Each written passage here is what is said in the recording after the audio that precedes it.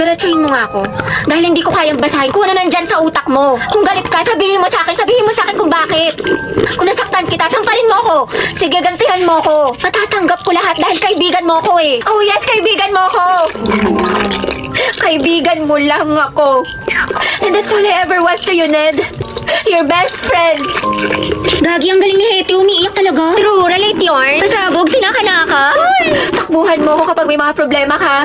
Taga-sunod, taga-pagbigay ng advice, taga-enroll, taga-gawa ng assignment. 100 na to kay Ma. Taga-pagpatawa sa'yo kapag nalulungkot ka. Taga-tanggap ng kahit na ano. Uy, bakla, tawa ka ng tawa. And I'm so stupid to make the biggest mistake of falling in love with my best friend. Aray ka. Dahil kahit kailan, hindi mo naman ako makikita eh. Kahit kailan hindi mo ko kaya mahalin. Nakigit pa sa isang kaibigan. Ang inahugot. Ang galing ng group 2. Butchoy, ngayong alam mo na. I think you can get out of my life. Butchoy, mahal kita. Mahal kita, Butchoy. Mahal na mahal kita, kaya siguro naduwag ako. Het, kinikilig ako. Hetty, sunggaban mo na. Angela at Hetty, ang Het. Ang asim ng ship. Go, ang Het. Lasi mo ang kilig din. Okay, cut. Mula nung una kitang makita, unti na ako nahulog sa'yo. Wala na yun sa script Sana all, Hetty. Okay lang sa'yo. Guys, acting pa ba to? Totoo na.